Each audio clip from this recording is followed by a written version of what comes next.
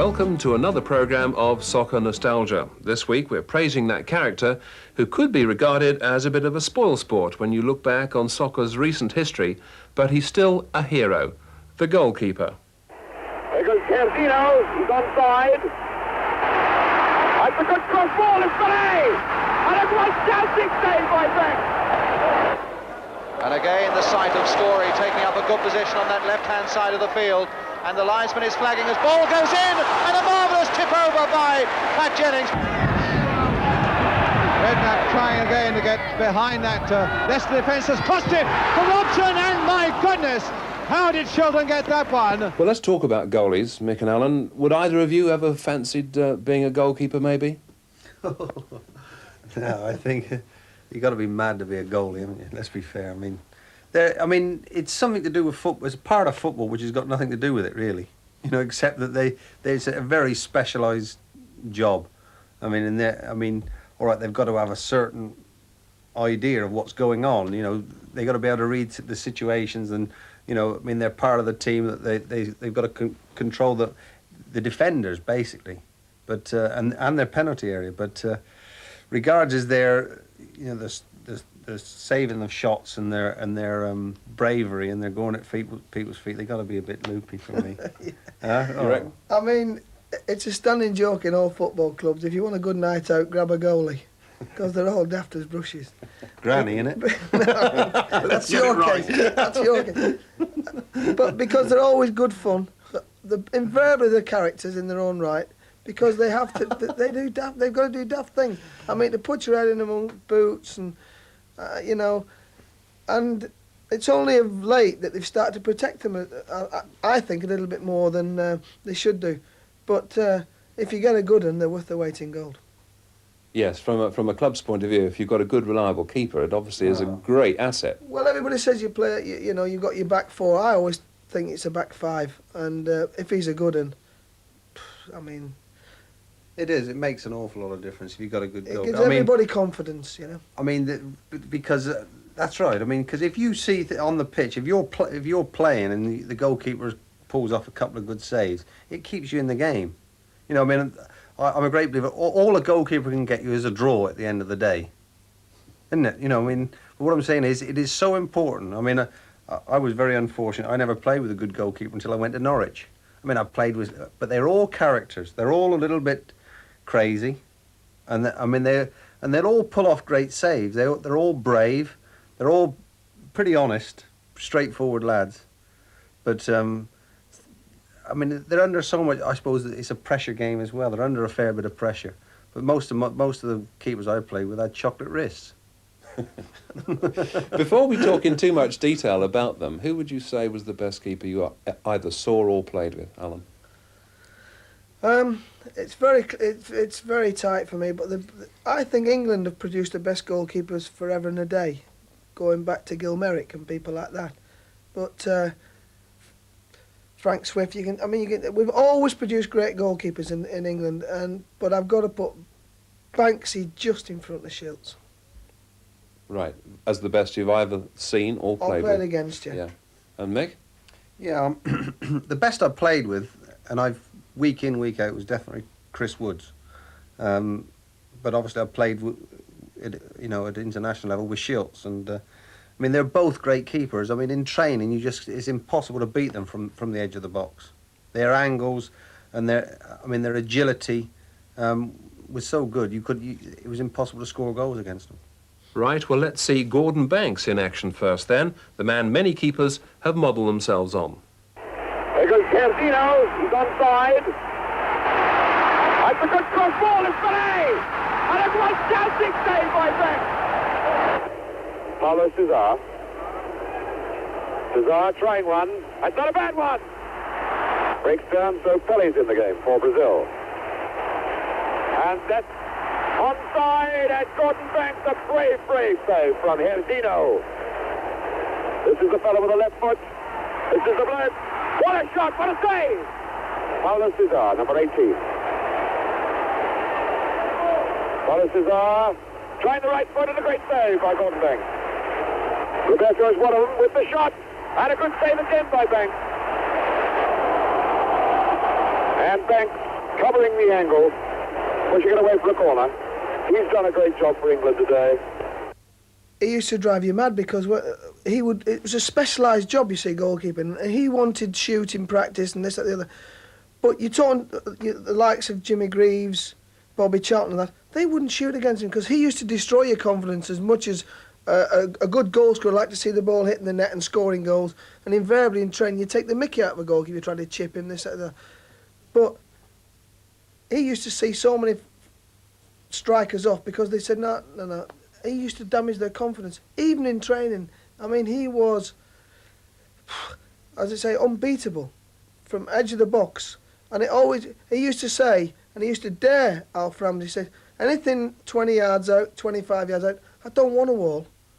If they beat me from there, I can't keep goal.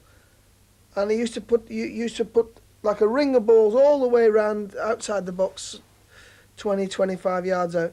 You couldn't beat Banksy, but yet we used to have to put this wall in front, and it used to hinder him more than anything else because actual shot stopping and goalkeeping, his agility and his fitness, it was absolutely phenomenal, and nobody would stay behind to work him. How did he get to be that good, though? Was it a natural talent, or did he have to work on it? I think an awful lot of natural talent, but believe you me, goalkeepers, and they're a specialised art, a trade, or whatever you want to call it, but they work very, very hard. They really do. The only way they were really beaten was in movement, you know, and things happening in the box. Then everyone's vulnerable because it happens so quick. But from, you know, head-on, direct shots, they were almost unbeatable. And there's a lot of good ones around now. But, I mean, at that time, they were the first. And I think that the Banksy set the pattern for everyone, and it seems to have carried on. You know, he basically taught Schultz all he knows. And Schultz has passed it on to everyone, and all goalkeepers work the same routine as probably what Gordon Banks set out. I remember the first time I was called up for England in the England squad, and in them days when Alf, I mean, you were lucky when you got in the squad. You were about 3 years on the bench before you ever looked like getting in the team. And I remember going up there, and it was all the World Cup Bowley and Morrow and Hursty. And I've gone to reception to get my room, and my roommate was Gordon Banks. Well, and I was there a bit early, you know, keen, and I remember going up there, and I was so nervous waiting in my room for him to come in. When he come in, he was such a nice chap, as if he'd known me all his life, and he'd chat about anything, and put you at total ease straight away. But I always remember waiting, thinking, oh, I'm rooming with Gordon Banks, like, and I was nervous in them days. I thought, smashing bloke he was. And still is, like, it's a shame if he hadn't lost the sight in his eye, I mean... I was going to ask you about the accident, because really that signalled the end of his career, and gradually he sort of lost touch with the game, and well, I presume quite a few people in it, although of course you still see him, Alan, occasionally. In actual fact, he's just had quite a serious operation, and he's not very well at this moment in time. But he's always trying to get you together, he's always ringing up for functions, he always wants to see you. If he can arrange a golf day in his own little way, he'll get the lads together. As he calls it, we're a family from 66. I mean, he's such a really nice fella. He's got his own promotions firm as well, hasn't he? You know. Yeah, but I find now, I mean, it's an awful thing to say, but he's got a little bit of a chip on his shoulder because the game hasn't been as kind to him in England as it has been. For instance, we went over to Germany to play in a little testimonial thing about 12 months ago, and every one of the German players are working for the big companies in their country, and they are treated like heroes. Unfortunately, in this country, we're not that type. We're not that type of people. And Gordon, it hurt Gordon the fact that he's got to go out and he works for a small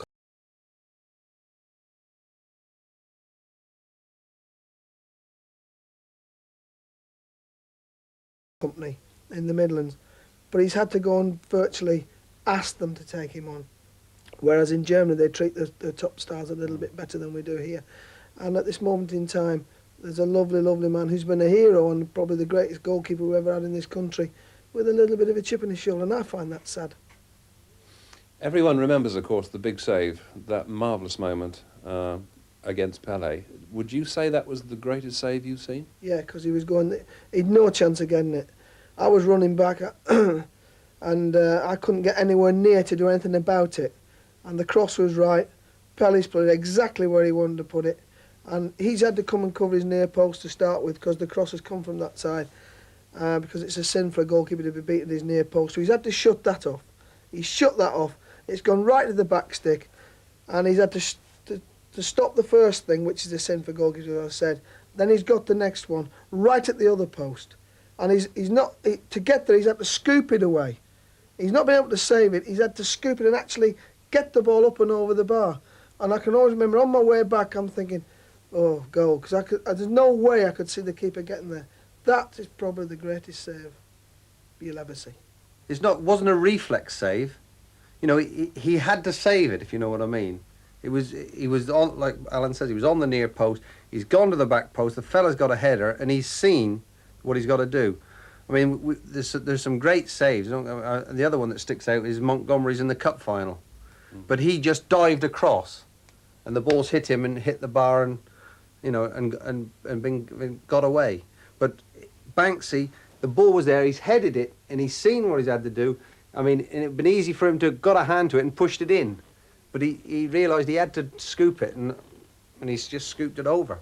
I mean, it was a brilliant save. I mean, well, what can you say? I mean, it wasn't a reflex. He didn't throw himself and it hit him and save it, if you know what I mean. I knew it was a good save when Moro reacted. Because he was Mr. Cool, wasn't he? I mean, when he clapped him on the back and he said that was a bit special, you knew it was, because Moro was never ruffled, and it was a great save, it really was.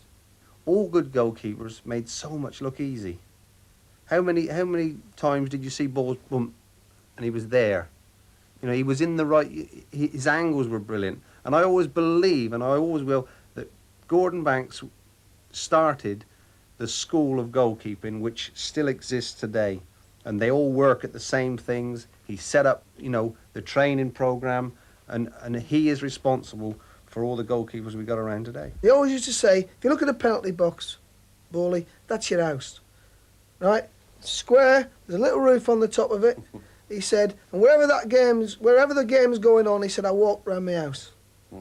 So I've got my angles right. So if the ball's on the right wing, he'll walk there. If it's, as soon as it moves, as soon as it's crossed. And if you see Shilts now, they prowl that house, and they walk the house all the time. That is their territory, you know, and they've got to know so much about that. And as Mick said, he devised a way of looking after that house, that nothing was going to get in that house. You know, and he was the custodian of that place, and all his angles, and they've just stopped it now. It's come around to all the clubs that you cannot mark your box, but that was angles, because he knew he used to work off that little line from his penalty spot on the centre of the pitch, and he used to work his box, and I mean, he was the best at it for me.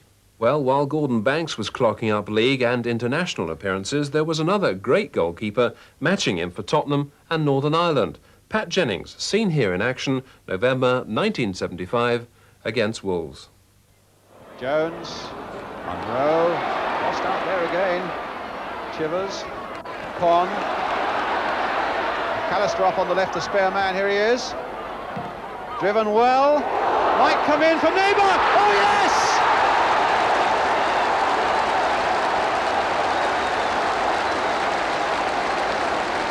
Spurs ahead, 4.5 minutes gone, and a fine goal. With McAllister taking up a very intelligent position on the left touchline, doing the right thing as he was challenged by driving the ball in low, and it came through to Jimmy Neighbour, who hit a tremendous shot for his first goal of the season. Spurs 1, Wolves 0. Jimmy Neighbour, the man who's given Spurs the goal they badly wanted early on. Touch there by Richards. Sunderland hoping to make something of it. Here's Hibbett. Right across the line now for John Farley. Oh, Farley doing well. He might get a shot in here. He has! And Jennings just got the touch to it. That was a very fine piece of goalkeeping as well. Good little jinking piece of play there by John Farley, former Watford man. Hit across the face of that goal, and another former Watford man, Pat Jennings, pushing it wide. Corner already taken. Here's McNabb with a chance to lift it in. And Hibbett's header over, and a goal kick. Daly will come on.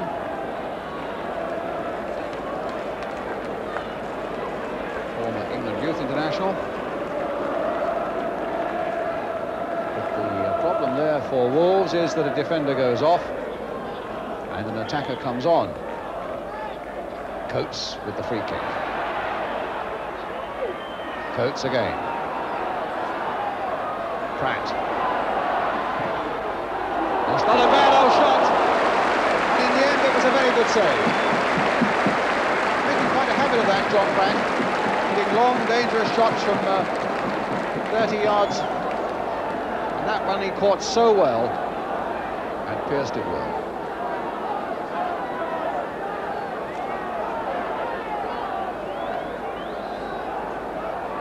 Anxiety on that Wolves bench now. They want people to stay forward in spite of pressure being put on them. And here's Willie Young. There's a goal! His first for Tottenham.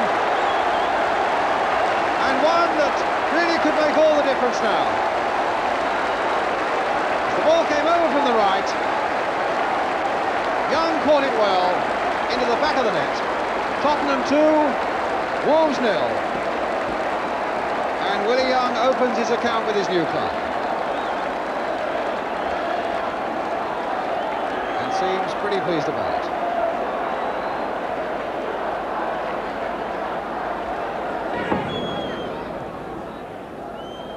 Daly. Now Bailey. Hit well and saved well. Daly coming in, Varney coming in and saved brilliantly.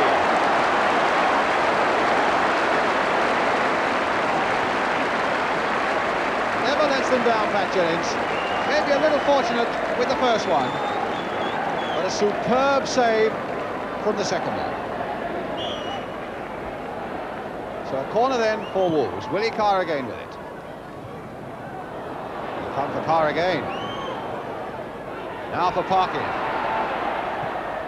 Deflection and a corner.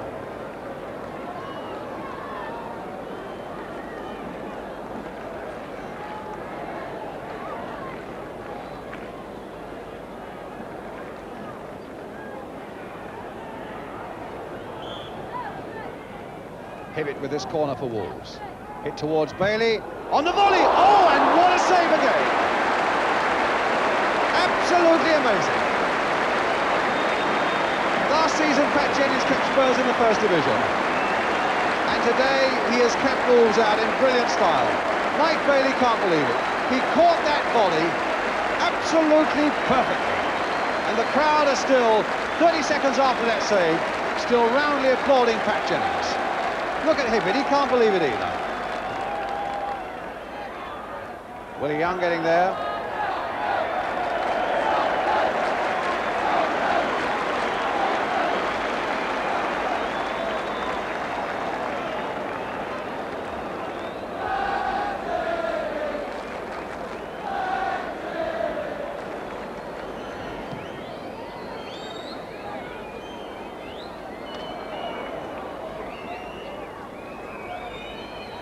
Still just under 5 minutes to go.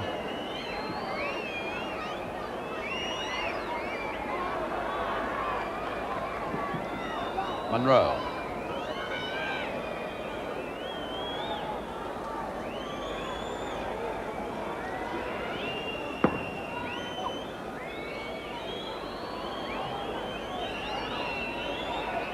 Bailey.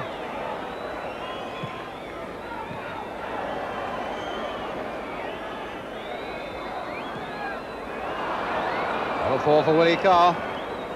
Now for Bailey again, who's never stopped. Not stopping now either. John Richards with the shot and a deflection, and Pat Jennings is in trouble. No, he's not. Mike Bailey picking him up. A good sporting gesture there from the Wolves skipper. And that deflection looked as though it might have had Pat Jennings in trouble. All I can say is we should have known better. And he pushed it away again. Willie Carr now with the corner for Wolves. A much better second half for Wolves. Young getting it away. Parkin. Oh, cut out nicely there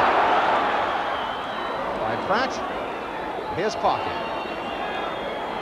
Wolves have got nearly everybody up now. Curious formation this. Even Monroe is up there and stayed up there. There's Hibbett with a shot, and there's Jennings again.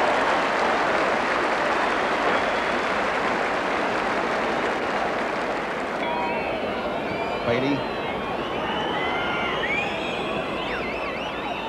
Bailey again.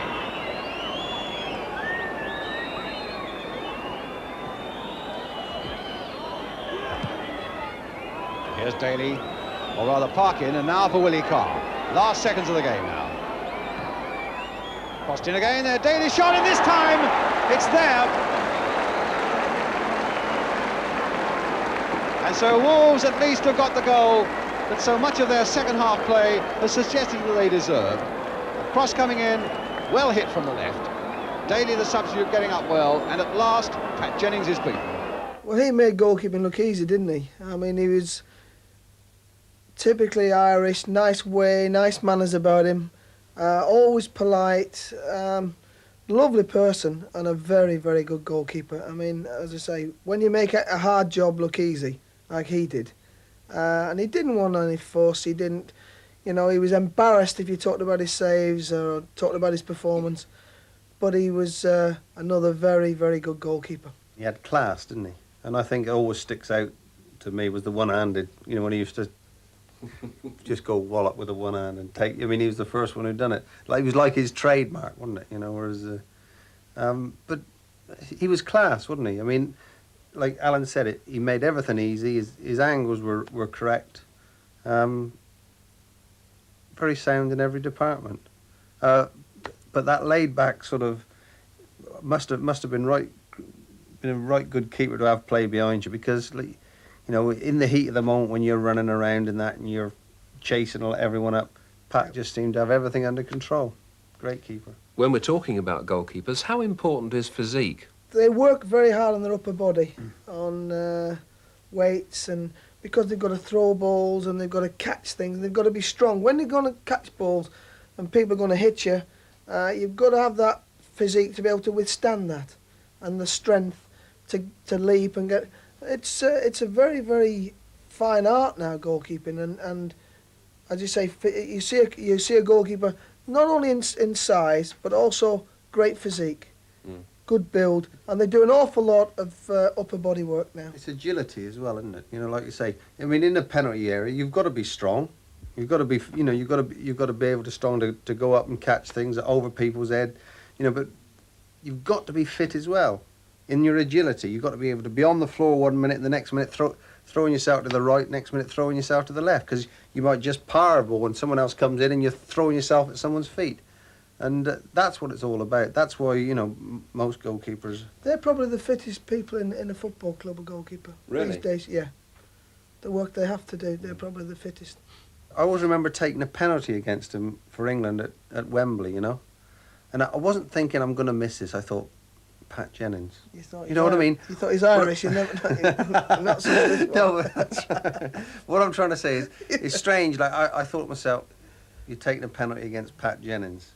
And the same way if you took one against Shield. Now, what I'm trying to say is, I shouldn't have been thinking anything. Luckily enough, I did score. But what I'm trying to say is, that's how good the goalkeeper was. I gave the goalkeeper a thought when I was taking the penalty. Right. Yeah, I go along with that. You know, I that's took a how good penalty they were. against him as well. I was going to ask you about penalties, because he had a great reputation as being a penalty stopper, didn't he? He seemed to be able to work out what was going to happen. I think it was Mick's hit the nail on the head. I think it was his name. You've got, when you take a penalty, you've only got to have one thought in your head. You make your mind up. What are you going to do? I'm going to knock it left or right. If you think I've changed your mind, that's invariably how you miss them. If you overhit them because you snatch at them, that's another reason. But with the keepers like Banks, Schultz, Jennings, you have that other little thought in your mind and you say, Schultz, I'll knock it. You do respect them as a penalty, and I think that's why they're as good as they are, because frontmen, when they're going through on goal, one-on-one situation, they have that little aura about them. You know that they're good. Then instead of making your mind up and saying, I'm going to tuck this under him, I'm going to chip him, I'm going to beat him, you go, oh, I'm through on Jennings. The same as what defenders Schultz did with you, really. They'd probably give you sometimes a little bit too much respect. And the worst thing you could do as a forward was basically give them too much respect. And I think that, I remember Jennings, I think he saved about 4 penalties on the trot or something. And I'm sure it's because of who he was. I think his background his Irish background about him and his country. He was allowed to develop. He was there's no pressure on him to become a goal, to become a goalkeeper, and he played that way, as if it was all so natural to him. It was like going out for a walk with a dog, and that's what I think. That's why I think he was so good, because it was so natural and just a matter of fact. I'll go out and nobody will score today. Well, more great goalkeepers coming up. Join us after this break.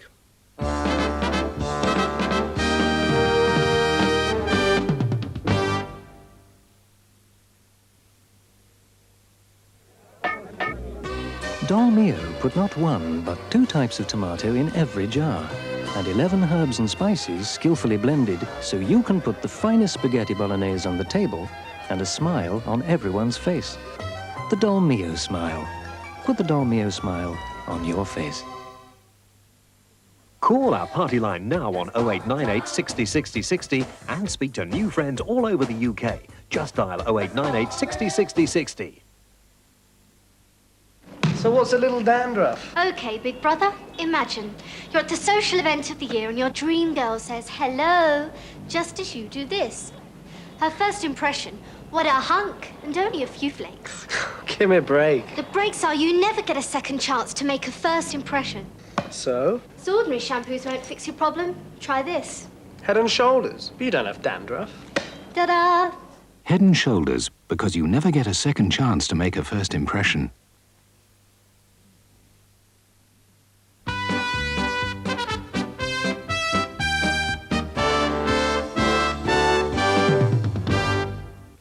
The man who's probably strived hardest to take over the mantle of Gordon Banks has been Peter Shilton, and we can see him in action now for his first club, Leicester, against West Ham. It's at Upton Park in October 1971.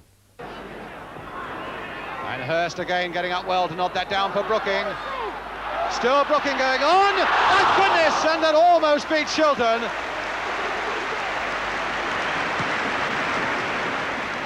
McDowell again. Redknapp trying again to get behind that Leicester defence, has crossed it for Robson, and my goodness, how did Shilton get that one? Leicester claiming that that ball was over the line when Redknapp crossed it, and they hesitated for a fraction.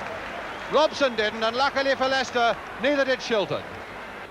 Lampard, Best, nodded in nicely there for Brooking. Played on for Best. Moore. And Robson, again the angle wasn't right. Bonds, and a great save by Shilton. Bonds caught that beautifully, and Shilton palmed it over magnificently.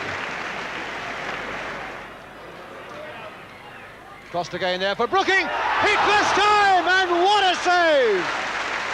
What a monumental save by Peter Shilton. From Brooking, it was dipping all the time, hit first time and perfectly, and it seemed to have gone over Shilton's head, and somehow he grasped his way back there to push it over. Magnificent piece of world-class goalkeeping. Lampard. Best going for it, and Hurst is right there with him. Hurst with a chance, and there it is! That will do! And Hurst has scored! The first mistake that Leicester have made in defence. And so that first real mistake in the Leicester defence gives an opening for Hurst, and he makes no mistake.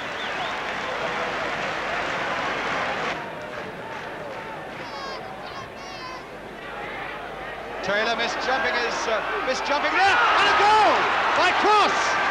Cross has equalised. The man who was so responsible for the goal at the other end now has equalised for Leicester City with 3 minutes got to go.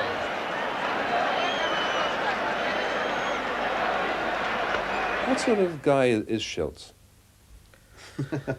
Well, The $1 million question. You tell him. Shilts, I class him as a very, very good friend of mine. Very intense. But I think he's had to really, really work hard to become a great goalkeeper. I think there's a certain amount of ability there, but he's a workaholic. And to this day, he was an experience to me. And I'd worked with Banksy and this, and Gordon West and top goalkeepers.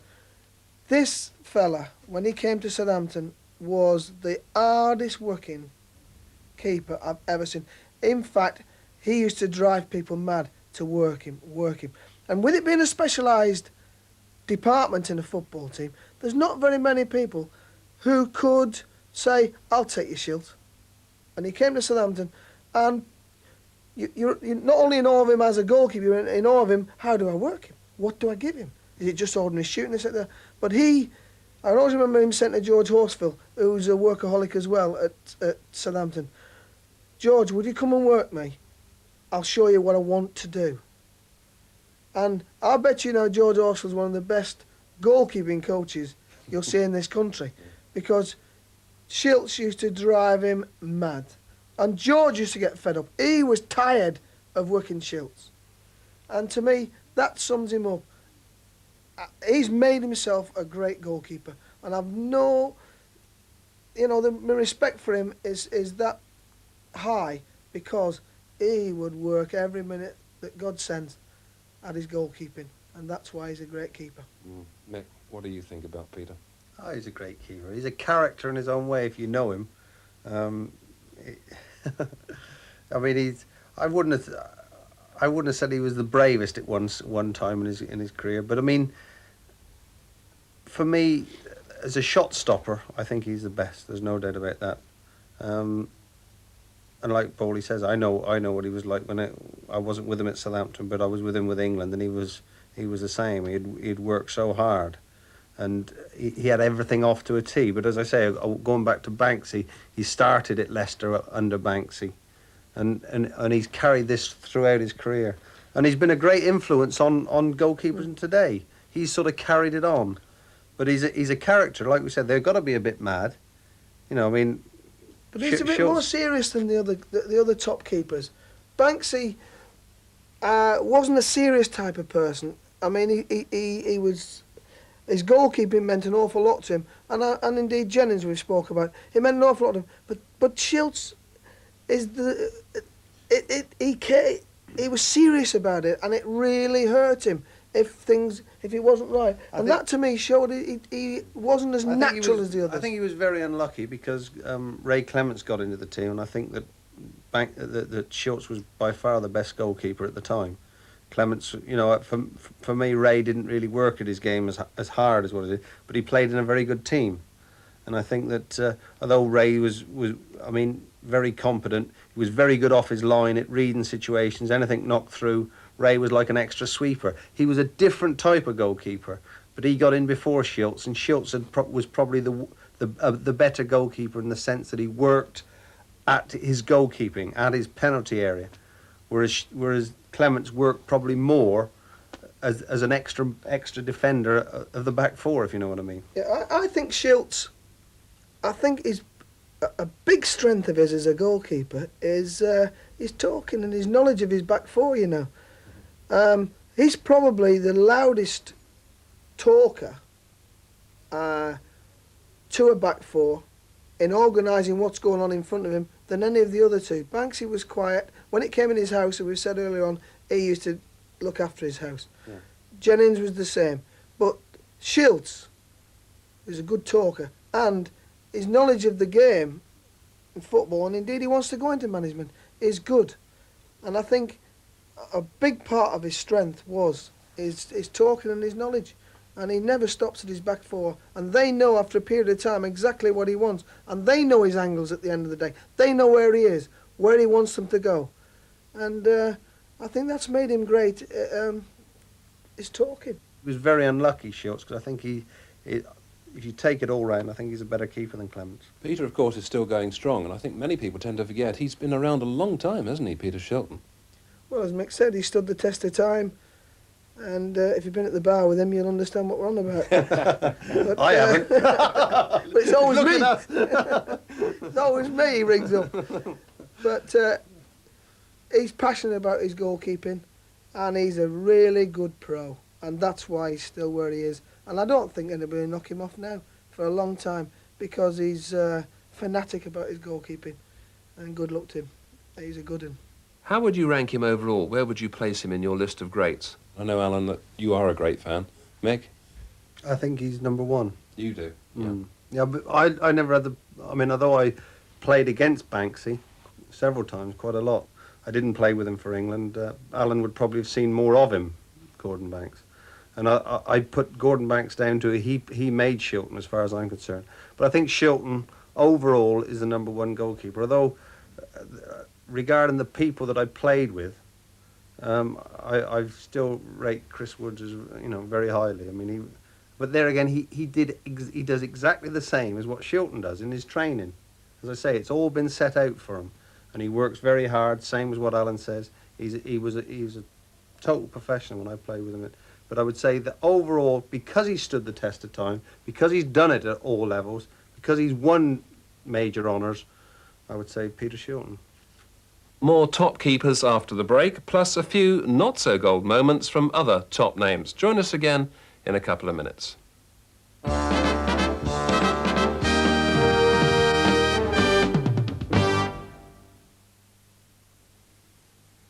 There you go, Billy, your favourite. Actually, and Mum... here's your special bowl. Cornflakes? Since when? I know, but... Kellogg's Cornflakes. Delicious flakes of corn drenched in ice-cold milk.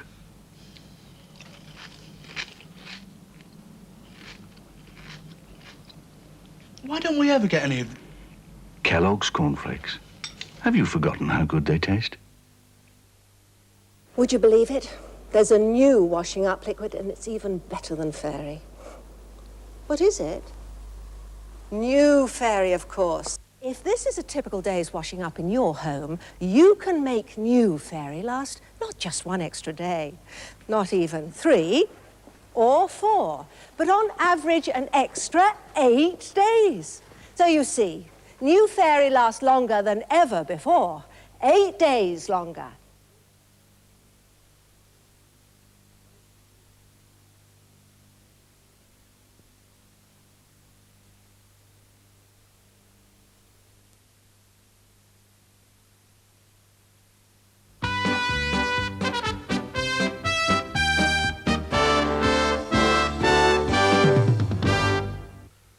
A young man who schooled under Peter Shilton at Nottingham Forest first came to the public's attention at Wembley. It was a League Cup final, 1978, and pitched in to face Liverpool was Chris Woods, aged only 18. Highway. Neal. Callaghan. Case has stolen into that Nottingham Forest penalty area. Well, that wasn't a good ball there for Hughes, but Kennedy picked it up before O'Neill could get to it. One of these little situations where the ball constantly just seems to be outside the grasp of Nottingham Forest. And here's Emlyn Hughes going a long way forward. Good save! Oh, what a good save by Chris Woods. Well, that tells what a good save it was. Emlyn Hughes could hardly believe it. Caught it on his right foot superbly, 20 yards out, and the youngster was across beautifully. First really authentic save that a goalkeeper's had to make in this game, and it's made by Chris Woods, and it's made well. McDermott, just the little nod in there. Larry Lloyd getting it away not very far, and this time Chris Woods saves well from Kennedy.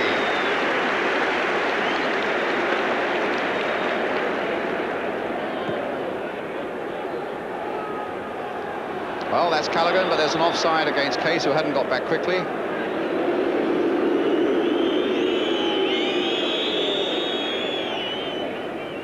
Dalglish.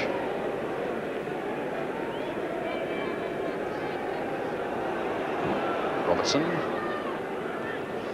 They're giving the ball away a lot at the moment, Forest. And that challenge by Clark didn't stop Kenny Dalglish. Now Kennedy. Thundering a left-foot shot. Oh, and he's lost it this time. And he just about saved it before Dalglish could get in. Kenny Dalglish just concerned for a moment that he may have injured Chris Woods.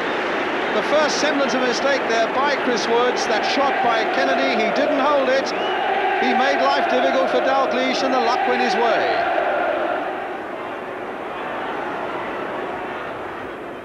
McDermott didn't quite link up with Dalglish that time. Forrest massing in force, but at the expense of a free kick given away by Ian Bowyer.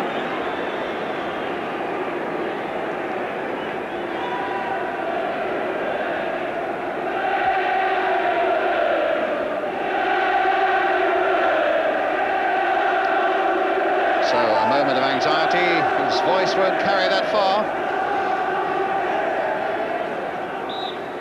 Phil Neal stepping over it. Jimmy Case, will he blast it? No, he's chipped it towards Ray Kennedy. Too high for him. Viv Anderson has missed his kick completely. And Phil Thompson playing it back for Emlyn Hughes. Forrest making one or two very elementary mistakes. And again, young Chris Woods getting beautifully behind a shot from Terry McDermott. Well, he's turning out to be a real hero.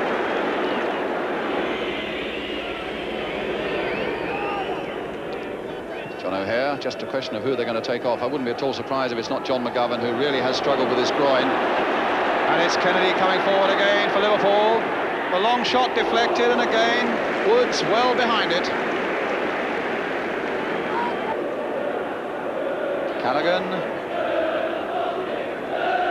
And Highway again.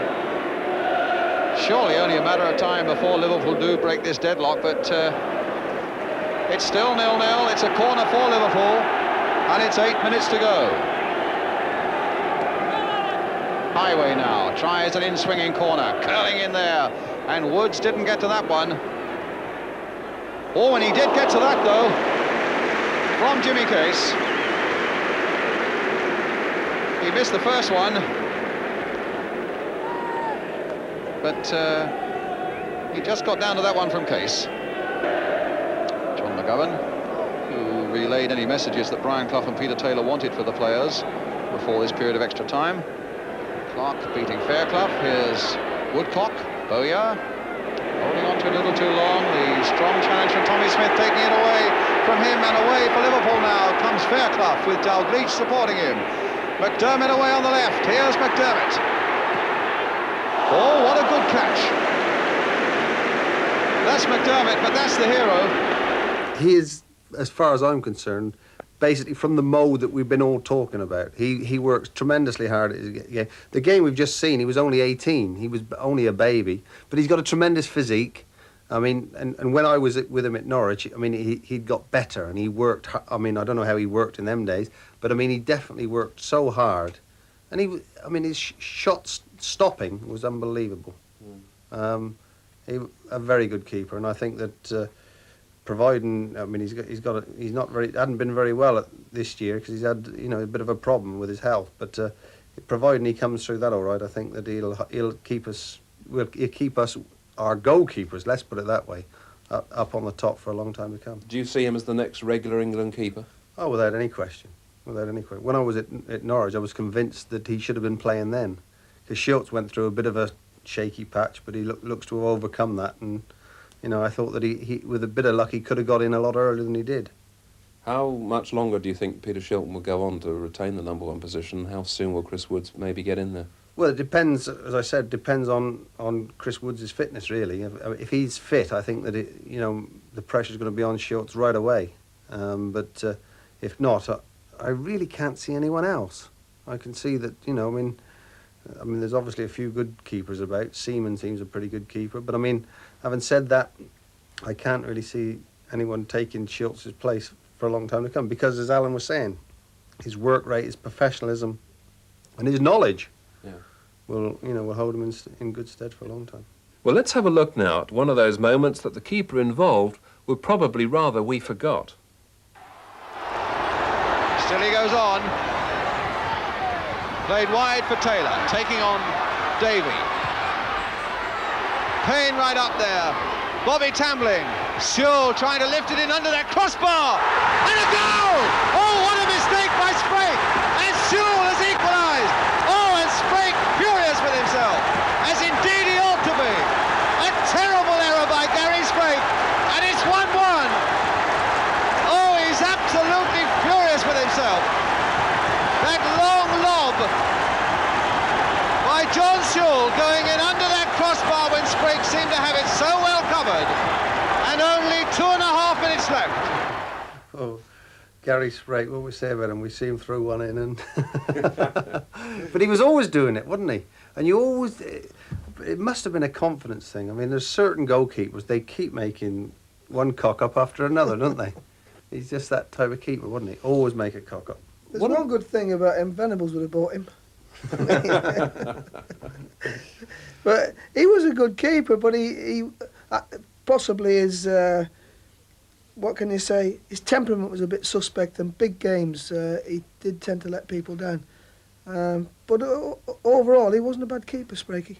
You've played with a few characters over the years in goal. What about Gordon West? You were telling me a nice story about him at Everton.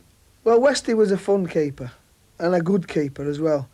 And I'll never forget the big Merseyside derbies. There's always a lot of tension, and he's run on this particular day to break the tension. Nobody knew what he was going to do, but he was a clown, right? But a real fun lad to have around. On the bus going on long journeys, he'd be the one cracking jokes. He'd be up to all sorts of pranks and that. And he's run on this particular day with handbag, right in front of potentially a right tough Merseyside derby, and he's run on with an handbag, and he's gone straight to the Liverpool end with this handbag, like, you know. And forever and a day afterwards, all the derby games after that, they were slinging handbags on by the dozen, like, you know. But the crowd loved him for that, because you never knew what he was going to do. He's a bit like that Irish fella that when the cameras picked him up one day, he was sat at the top of the bar, you know. Remember that one? I mean, he was a clown, but a very good goalkeeper.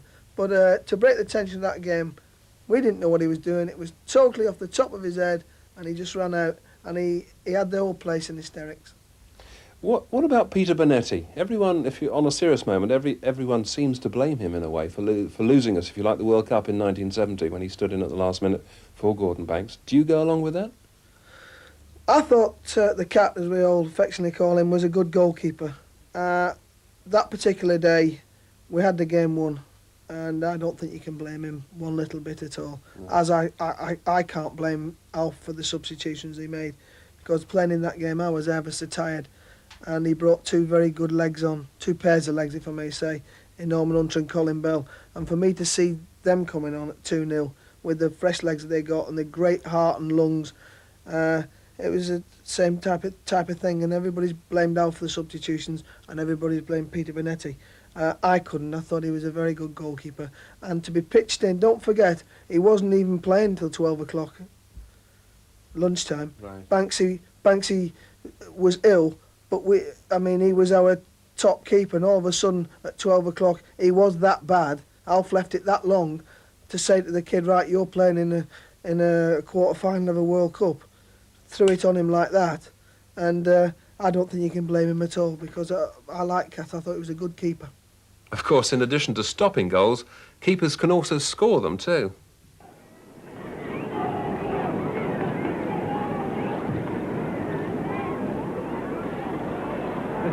Oh, it's in the net, it's over the top! Well, I've never seen anything like that in all my life. I was at that game. I think I was sub. I was a young lad, and Campbell Forsyth was in goal. I tell you what, Southampton haven't had a very good record of goal. But having said that, Campbell was probably one of the better Scots. Ted Bates used to love Scots goalkeepers, you know, and Scotland used to love him as well, I think, you know. but he kicked it out of his hands, and it one bounce over his head. I went, I tell you what, I was sat on the, and I went goal, because you could see where Campbell was and where the ball was going to. Oh, man, he's going to beat him. Always going to beat him. No way could, you know, and yet you could see it from 50 yards away, but you know, Campbell couldn't see it from 5 yards away. The worst goal I've ever seen a goalkeeper let in, and I'll never forget it as long as I live, and it's very recent. It was Wimbledon v Portsmouth.